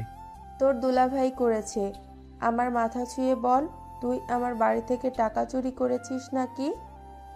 আপু আমার টাকার দরকার হলে আব্বুর কাছে চাইলেই দিয়ে দে। আমি কেন আমার দুলাভাইয়ের টাকা চুরি করতে যাব বলো তো? আমি সেসব জানি না। আমাকে তোর দুলাভাই ডিভোর্স দিয়ে দিবে। আমাকে তোরা যদি এই বাড়িতে থাকতে দেস তাহলে থাকবো, আর না হলে অন্য কোথাও চলে যাব। এই বাড়িতে তোর কোনো জায়গা নেই। তুই যেই দিন ওই ছেলের হাত ধরে চলে গিয়েছিলি ওই দিন থেকে তুই আমার কাছে মৃত। এখন চলে যা এই বাড়ি থেকে। ঠিক আছে আব্বু, আমি এখনই চলে যাইতেছি। আমি আর আসবো না কখনোই তোমার বাড়িতে। এই বলে জমেলা চলে গেল তার চাচার বাসায়। ওইখানে কিছুদিন থাকার পর নিজে একটা বাসা ভাড়া নিয়ে থাকতে থাকে। বেশ কিছুদিন পর জমেলা তার বরের দেওয়া ডিভোর্স লেটার হাতে পায়, সাথে টাকাও। কিন্তু ডিভোর্স লেটারে সাইন করে নাই, একটা ড্রয়ারের ভিতরে রেখে দেয়। আস্তে আস্তে দিন কাটতে থাকে, মেয়েকেও বড় হতে থাকে। এদিকে জমেলা বেগম ও জসিম উদ্দিনের আর কোনো খোঁজ নেই না। 1 বছর পর জানতে পারে জসিম ইউএসএ চলে গেছে। এরপর থেকে তাদের মধ্যে আর কখনোই যোগাযোগ হয় নাই। এই ছিল ফ্ল্যাশব্যাক। এখন বর্তমানে ফেরা যাক। জমেলা বেগম সকল ঘটনা বলে দিল মেঘকে, আর কান্না করতে লাগলো। এদিকে মেঘ তার আম্মুকে জড়িয়ে ধরে বলতে লাগলো, আম্মু, এখানে তোমাদের হয়তো কোনো অপরাধ নেই। আব্বু হয়তো কাউকে টাকাটা দিয়েছিল, মনে ছিল না, তাই এমন করেছে। আব্বু আমাকে ফোন দিয়েছিল একটু আগে। এখন আর ফোন দিয়ে কি হবে? 20 বছর চলে গেছে না তো? আমার বা তোর একটা খোঁজ নিয়েছে? শেষ বয়সকালে এসে আমাদের দরকার পড়তেছে তার, তাই না রে? আম্মু, আমার একটা কথা রাখবে? বল, কি বলবি? আমি আবার আমার পুরো পরিবার নিয়ে এক হতে চাই। তুমি যেহেতু আব্বুকে ডিভোর্স দাও নাই, সেহেতু আব্বু এখনো তোমার স্বামী। তোর যদি ইচ্ছা হয় তাহলে আনতে পারিস ওনাকে, আমি বাধা দিব না। তবে এই বাড়িতে না, অন্য কোথাও এনে রাখবি। সে যেমন তার বাড়ি থেকে আমাকে বের করে দিয়েছে, ঠিক তেমনি আমিও তাকে আমার বাড়িতে ঢুকতে দিব না। আচ্ছা, আমি কথা বলে নেই আব্বুর সাথে। এখন তুমি যাও। জমেলা বেগম তার চোখের পানি মুছে চলে গেল রুমে। এদিকে মেঘ আর খাদিজা বিছানায় শুয়ে আছে। এমন সময় মেঘের ফোনটা আবারও বাজতে লাগলো। মেঘ ফোনটা হাতে নিয়ে দেখে তার আব্বু ফোন দিয়েছে। কলটা রিসিভ করে লাউড স্পিকারে দিতেই ওপাশ থেকে বলতে লাগলো, আমি বিমানবন্দরে দাঁড়িয়ে আছি তোর অপেক্ষায়। যদি ইচ্ছা হয় তাহলে আমাকে এসে নিয়ে যা, আর যদি ইচ্ছা না হয় তাহলে বলে দিতে পারিস আমি কোনো এক হোস্টেলে থেকে যাব। আপনি থাকেন ওইখানে, আমি আসতেছি কিছুক্ষণের মধ্যে। এই বলে মেঘ খাদিজাকে নিয়ে চলে গেল বাহিরে। তাদের গাড়িটা নিয়ে বিমানবন্দরের দিকে রওনা দিল। প্রায় 45 মিনিট পর চলে আসলো বিমানবন্দরে। এসে দেখে তার আব্বু দাঁড়িয়ে আছে। মেঘ কাছে যেতেই জসিমউদ্দিন ছেলে ফেললো, এটাই তার ছেলে। মেঘকে জড়িয়ে ধরে কান্না করে দিল জসিমউদ্দিন। আমাকে মাফ করে দিস বাবা। আমি তোদের সাথে অনেক বড় অপরাধ করেছি। তোর মাকে আমি অনেক কষ্ট দিয়েছি এতদিন। তোর মায়ের মনে হয়তো আমার জন্য একটুও মায়া নেই। আব্বু, মায়া সবার মধ্যেই আছে। যদি মায়া না থাকতো তাহলে আম্মু আপনাকে 20 বছর আগেই ডিভোর্স পেপারে সাইন করে দিত, কিন্তু এখনো দেয় নাই, কারণ আম্মু এখনো আপনাকে ভালোবাসে। এইখানে দাঁড়িয়ে থেকে কথা বলবে নাকি বাড়িতে যাবে? এটা কি আবার? আব্বু, এটা তোমার ছেলের বউ, আজকেই বিয়ে করেছি আমরা। বাহ, দেখতে তোর মায়ের মতোই। তোর মাও এমন ছিল, নাকটা বুচা, কান দুটা একটু খাড়া খাড়া। আব্বু, আমাকে এভাবে বলে লজ্জা দিবেন না। আপনারা বাপ ছেলেও কিন্তু একই, পুরোই সবকিছু সেম। চলেন এখন যাই। চল। 3 জন গাড়িতে বসে পড়ল। মেঘ ড্রাইভ করতে করতে তার আব্বুকে বলতে লাগলো, আব্বু, 20 বছর তো ইউএস থাকলে কি কি করেছো এখানে, আমাদেরকে কিছু বলো। কালকে সব বলবো, এখন আমি খুবই টায়ার্ড রে বাপজান।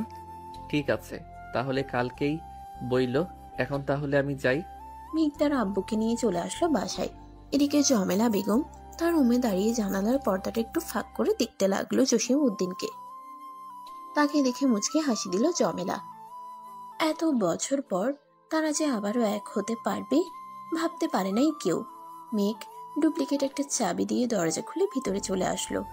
বড় বড় 4টে লাগেজ নিয়ে এসেছে তার বাবা। লাগেজগুলো এক পাশে রেখে দিল মেঘ। আব্বু চলো তোমাকে দিয়ে আসি আম্মুর রুমে। চল যাই। 3জন চলে আসলো উপরে। এদিকে মেঘ তার আব্বুকে তার আম্মুর রুমের সামনে দাঁড়া করিয়ে রেখে ওরা 2জন চলে আসলো রুমে।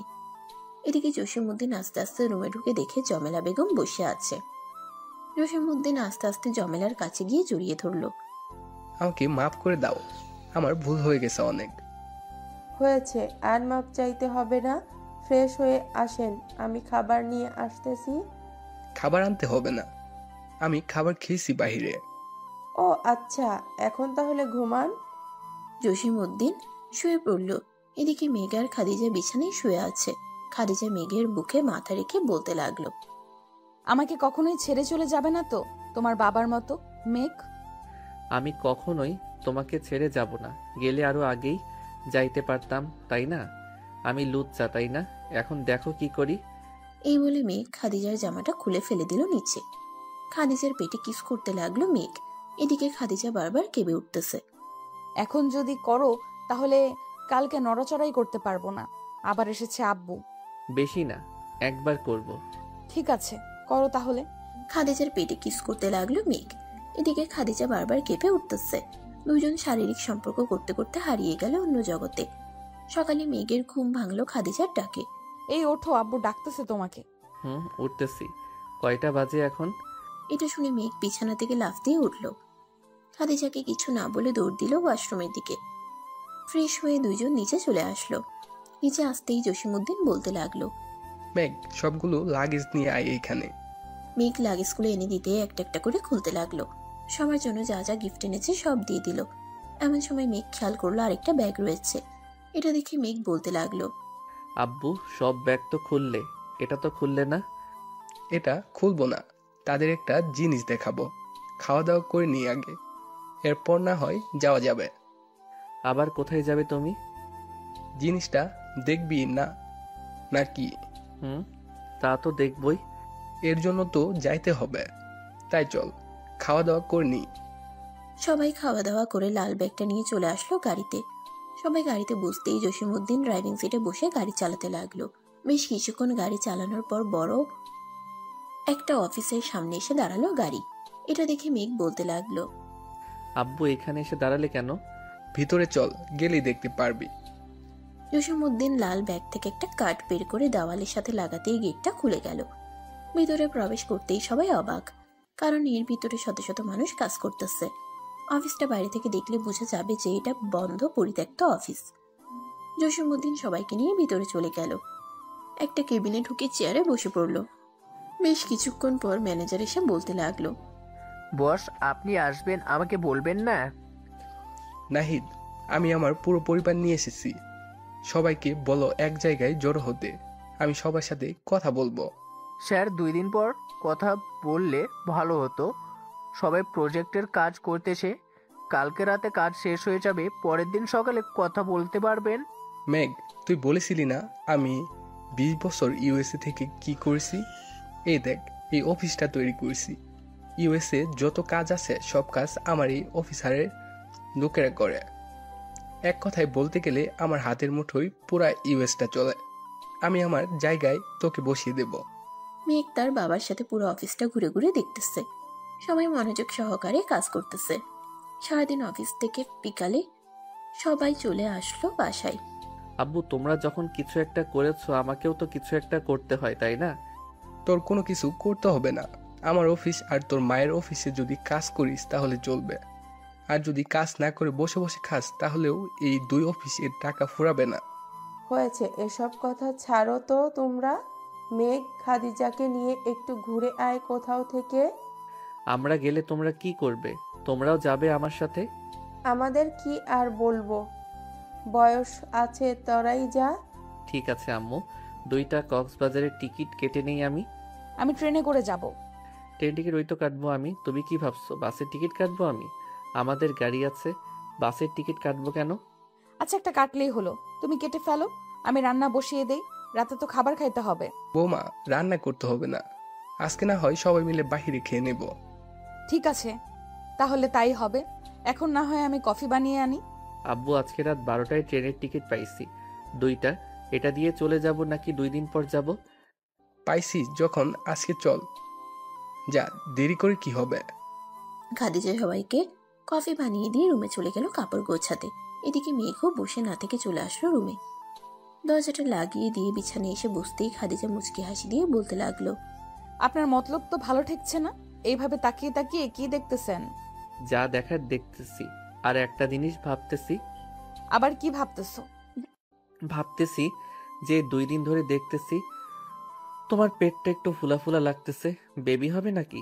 যা দুষ্টু, বিয়ে করেছো আজকে 2 দিন, এখনই যদি বলো বেবি হবে তাহলে তো আর তোমাকে রোম্যান্স করতে দেওয়া যাবে না। তার জন্য তো আমার মনটা বলতেছে এখন একটু রোম্যান্স করি।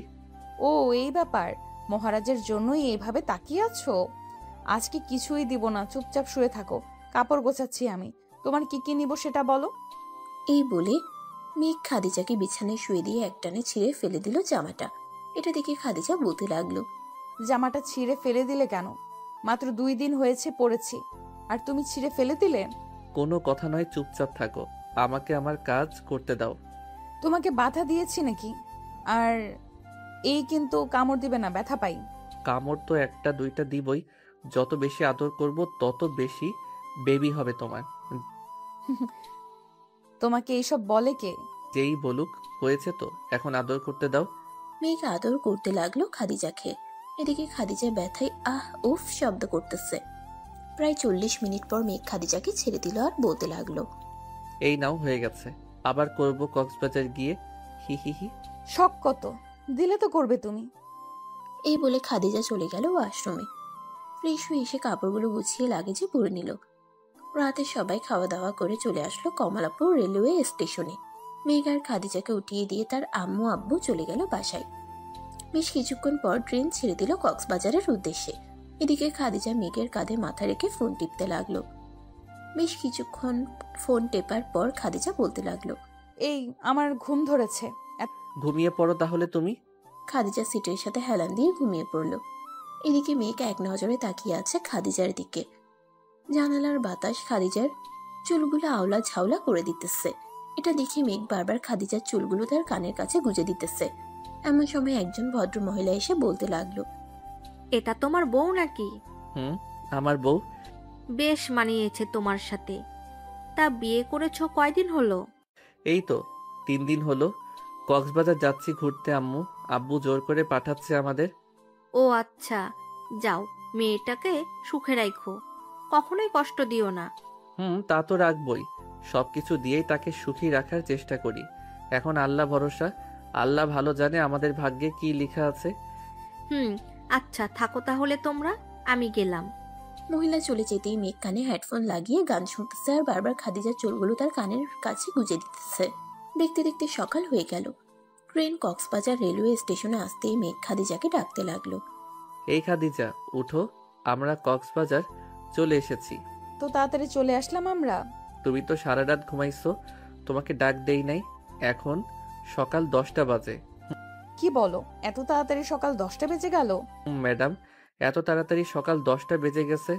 এখন চলেন একটা হোটেলে যাব, হোটেল বুক করে রেখেছি। চলো যাই আমরা।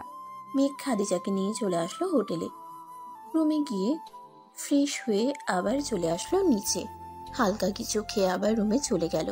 মেঘ বিছানায় শুয়ে পড়তেই ঘুম চলে আসলো তার। এইদিকে খাদিজা ব্যালকনিতে দাঁড়িয়ে সমুদ্রের ঢেউ উপভোগ করতেছে। এমন সময় তার ফোনটা বেজে উঠল। তাকিয়ে দেখতো শাশুড়ি ফোন দিয়েছে। কলটা রিসিভ করে খাদিজা কথা বলতে লাগলো। প্রায় 1 ঘন্টা কথা বলে খাদিজা চলে গেল নিচে। কয়েকটা চিপসের প্যাকেট নিয়ে চলে আসলো উপরে। বিকাল 3টায় মেঘের ঘুম ভেঙে গেল। উঠে ফ্রেশ হয়ে দুজন চলে গেল সমুদ্রে গোসল করে। আবারও চলে আসলো হোটেলে। আমার সাথে রুনাকে নিয়ে আসলে খুব ভালো হতো। তা তো ভালো হতোই, কিন্তু আমি তো সিট পেয়েছি 2টাই, বেশি পাইলে তো সবাইকেই নিয়ে আসলাম, তাই না? পরের বার আসলে সবাইকে নিয়ে আসবো, সাথে আমাদের বেবিকেও, তাই না? মেঘ এটা বলতেই খাদিজা লজ্জা পেয়ে মেঘের বুকে কিল ঘুষি মারতে লাগলো আর বলতে লাগলো, এই খচ্চর বেটা, তুমি শুধু আমাকে লজ্জা দাও কেন? তোমার লজ্জা মাখা মুখটা দেখতে অনেক ভালো লাগে, তাই তো এত লজ্জা দিই তোমাকে। আচ্ছা খাদিজা, আমাদের ছেলে হবে নাকি মেয়ে হবে? তুমি যেভাবে আদর করো আমাকে, আমার মনে হয় তো আমাদের টুইন বেবি হতে পারে। তাহলে তো আরো বেশি ভালো হবে। পুরো পরিবার খুশি থাকবে আর আমি তো থাকবো মহা খুশি। এই বলে খাদিজা টোটে চুমু খেলো একটা। দেখতে দেখতে কক্সবাজারে কেটে গেল 5 দিন। আজকে খাদিজা আর মেঘ আবার চলে যাবে বাসায়, তাই সবকিছু কেনাকাটা করে নিতেছে খাদিজা। 2টা লাগেজে সবকিছু কিনে ভর্তি করে নিল। এটা দেখে মেঘ বলতে লাগলো, মহারানী, এত কিছু যে নিয়েছেন, এইগুলো কোথায় রাখবেন? এক ব্যাগ তো আমাদের রুমটা সাজানোর জন্য নিয়েছি, আর এক ব্যাগ এ তো সবার জন্য কিছু না কিছু কিনেছি। তুমি এত কিছু বললে কি করে? তোমার জন্য কিছু কিনবো না নাকি? আমার জন্য আর কি কিনবো? আমার যা আছে তা দিয়েই চলে যাবে 1 বছর। আর যদি দরকার হয় তাহলে তোমাকে পাঠাবো, তখন তুমি এসে নিয়ে যাবে আমার জন্য। তা তো নিয়েই যাব। সবকিছু গুছিয়ে সন্ধ্যায় চলে আসলো কক্সবাজার রেলওয়ে স্টেশনে। ট্রেনে উঠে পড়ল মেঘ আর খাদিজা। রাত 9টায় ট্রেন ছেড়ে দিল। রাতে ট্রেনে খাওয়া দাওয়া করে মেঘ খাদিজার কোলে মাথা রেখে ঘুমিয়ে গেল। এদিকে ট্রেন চলতে থাকে তার আপন মনে। জিক করে আওয়াজ আসতে করে ট্রেনের চাকার থেকে সকাল 7টায় ট্রেন এসে পৌঁছায় কমলাপুর রেলওয়ে স্টেশনে। মেঘ আর খাদিজা নেমে একটা রিক্সা নিয়ে চলে যায় বাসায়। কলিং বেল দিতেই জমেলা বেগম এসে দরজা খুলে দিল। খাদিজা আর মেঘকে দেখে বলতে লাগলো, আমি তো ভাবছিলাম আরো কিছুদিন থাকবি ওইখানে। থাক, ভালোই হলো চলে এসেছিস। তোর আব্বু বলতেছে অনুষ্ঠান করে বিয়েটা করিয়ে দেওয়ার জন্য। সামনের সপ্তাহে তুই কি বলিস? ঠিক আছে, তাহলে সবকিছু রেডি করে ফেলো, আমি রুমে গেলাম। আমার মাথা ব্যথা করতেছে খুব। খাদিজা, তুমি সবকিছু সবাইকে দিয়ে রুমে আসো। এখন কিছু দিতে হবে না, বিকালে দেওয়া যাবে। খাদিজা, মেঘকে নিয়ে ফ্রেশ হয়ে নাও, আমি খাবার নিয়ে আসতেছি। এখন কিছু খাবো না আম্মু, আমার একটু ঘুমাতে হবে। ঘুমালেই সবকিছু ঠিক হয়ে যাবে। ঠিক আছে, তাহলে যা গিয়ে ঘুমা দুজন।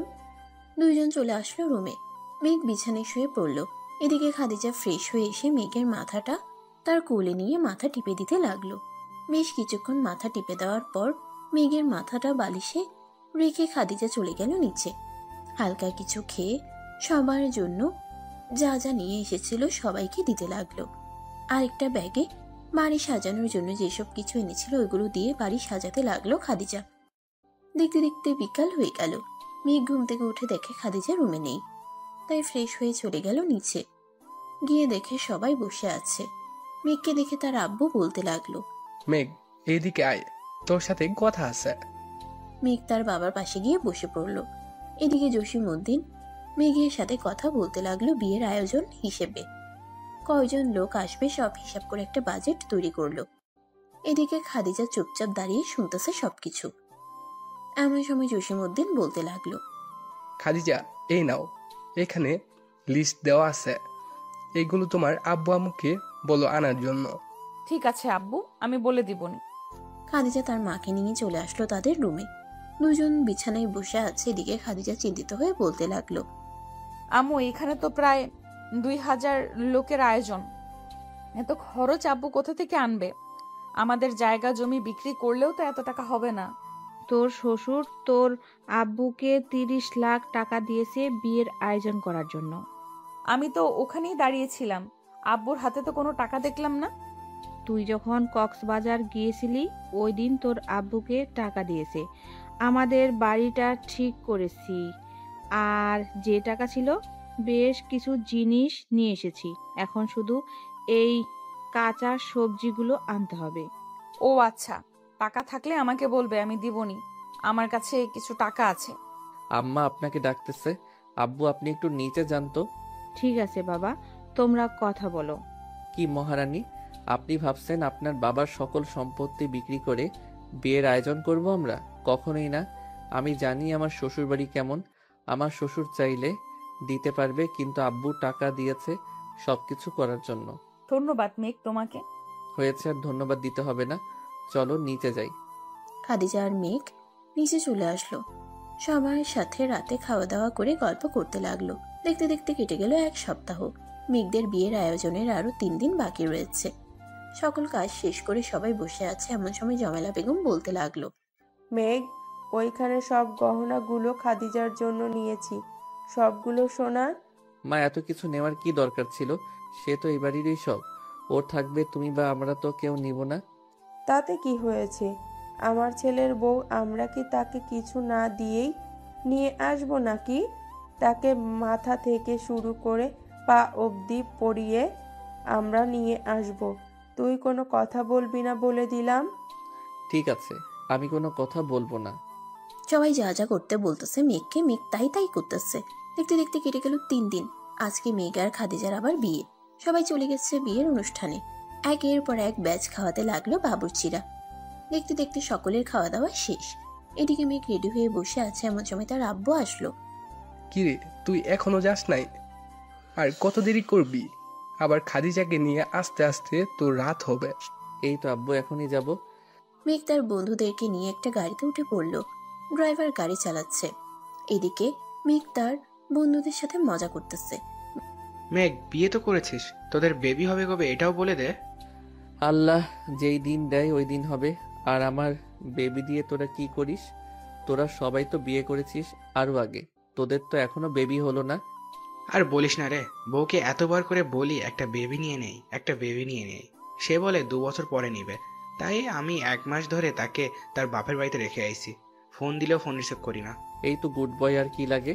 মেঘ তার বন্ধুদের সাথে মজা করতে করতে চলে আসলো খাদিজাদের বাড়িতে। গেটে তাদের আটকাতেই সবাইকে টাকার মালা পরিয়ে দিয়ে সবাই ভিতরে ঢুকলো। মেঘ আসনে বসতেই খাবার এনে দিল সবাই। কিছুক্ষণের মধ্যে খাওয়া দাওয়া শেষ করে ফেললো তারা। বিয়ে যখন আগেই হয়ে গেছে, এখন সকল নিয়ম কানুন মেনে খাদিজাকে মেঘের হাতে তুলে দিবে। সন্ধ্যা হয়ে আসতেই সকলে খাদিজাকে বিদায় দিয়ে চলে গেল। এদিকে খাদিজা একটুও কান্না করলো না। এটা দেখে মেঘ বলতে লাগলো, কি ব্যাপার, কান্না করলে না কেন? আমি কি বাচ্চা মানুষ যে কান্না করব? আমি তোমাকে পেয়ে সুখী আছি, সো আমার এখানে কান্না করার কোনো প্রশ্নই আসে না। তাও তো কথা। তবে আজকে বাসর রাতে কান্না করতেই হবে তোমাকে। এতদিন তো আস্তে আস্তে করেছি, আজকে পুরো খাট ভেঙে নিয়ে পড়বো বলে দিলাম। দেখা যাবে, আমিও প্রস্তুত আছি। দেখি তুমি কি পারো।